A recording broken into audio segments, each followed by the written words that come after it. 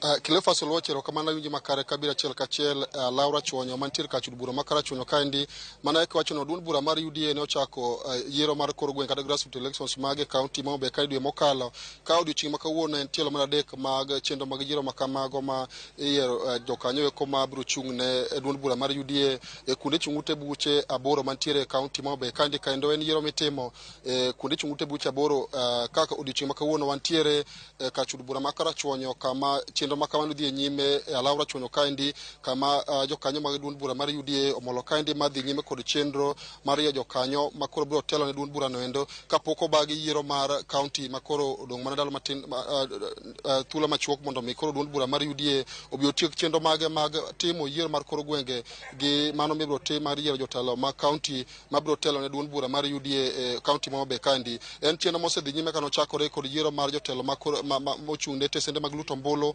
kato dhi telo mar ariyo mochung' ne jogo eko mochung' ne UDA wards mopogore 40 ma Homabay kaendi ka odiochieng' ma kawuono to duond bura mar UDA timo yiero ne jochung' magi kuonde chung' ute buche aboro kendo county ma Homabay kaendi achiel kuom counties abich ma odiochieng' ma kawuono UDA time yiero e tielo mar adek ana ka kod moko kuom jokanyo mag duond bura mar UDA mabiro gogo mbaka ni to ere kaka chenro mag yiero osebedo ka dhi nyime nyaka ne kawuono odiochieng' mar adek en tielo mar adek ma UDA yiero county ma Homabay kaendi chenro osebedo ka weche mag yiero UDA county kaendi mokwongo agone Homabay kaunti erokamano agone chama mar UDA erokamano kuom ketowa gi yiero mokwe. Wasetimo yiero mar party mar UDA koro ma okang' mar adek. Okenge ariyo mwasebedo kwatimo yiero gi te wasetimo gi kwe ma kendo kawuono be achako agone jokara Chuonyo erokamano kaka jo sub county kuom bedo gi yiero mokwe kendo aneno ka the exercise is on. Wan gi environment mokwe, jopiny okwe, delegates okwe, wago kura maber.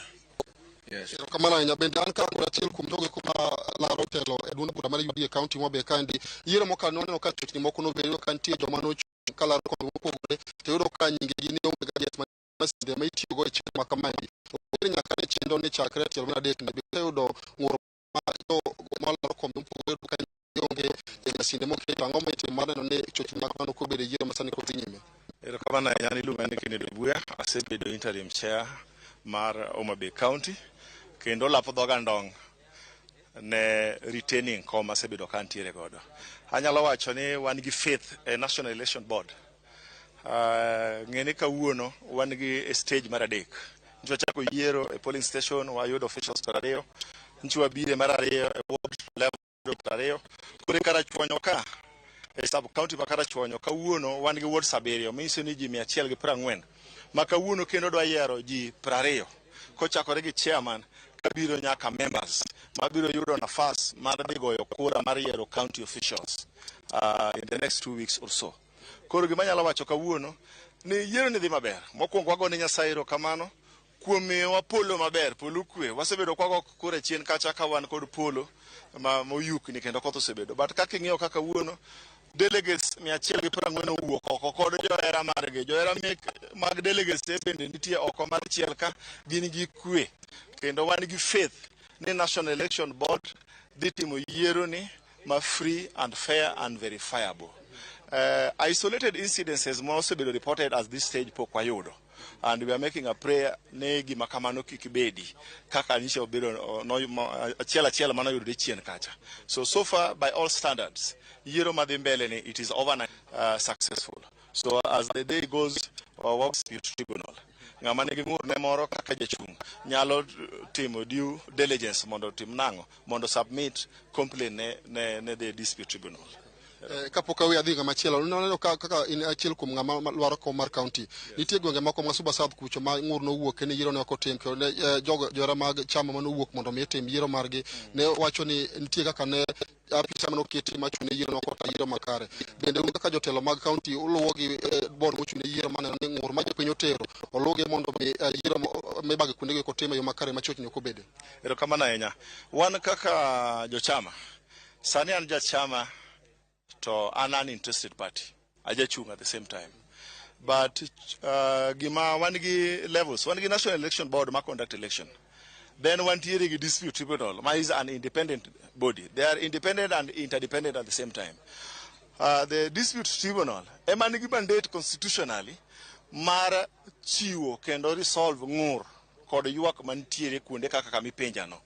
But so far anyalo wacho ni Homa Bay County ka nyaka nche yiero ne chakre. Isolated incidences moko osebet kaka miwachono, but so far by all standards, so far so good, yiero dhi maber. Erokamano Cleophas kapok aduoke studio we alos gachiel kuom jokanyo maduong' bura mar UDA nyiswa ni chak gi nyingi ting'iswa ni chenro mar yiero osebedo kadhi nade kawuono wan utimo tielo mar adek mar yiero osebedo kadhi nade kaluwore kod yiero ma UDA timo e kaunti niendi. Gi nyinga iluonga ni Dr. Abdul Ramadan Odhiambo, Jakarachuonyo kendo jachung' mar kom mar Karachuonyo ko UDA constituency. Yiero niendi so far osedhi maber kendo ang'eyo ni obiro dhi maber going forward.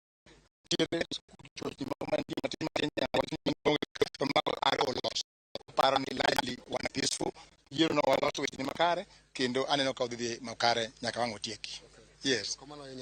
Cleophas Oluoch mana achiel kachiel oloso kod mokum jokanyo mag duond bura mar UDA kaluwore kod chenro masani kod duond bura nendo dhiego nyime mar timo yiero mar macheno makano dhi nyime tielo mar adek makuro gik level mar constituency kapok gitimo yiero mar jotelo mabiro telo ne duond bura niendi county ma Homa Bay kaendi kaka mata biro duoke achiel kachiel e studio mondo dhi nyime kod twak ma in go e mbaka romo kinyi makawuono.